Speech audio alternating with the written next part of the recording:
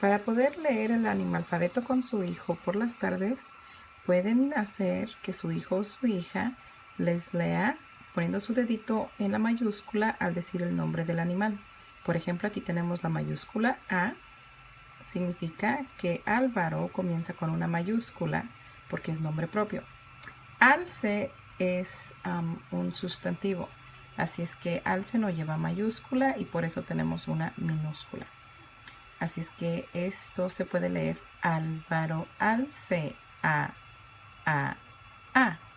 Y así su hijo o hija puede seguir los sonidos con su dedito.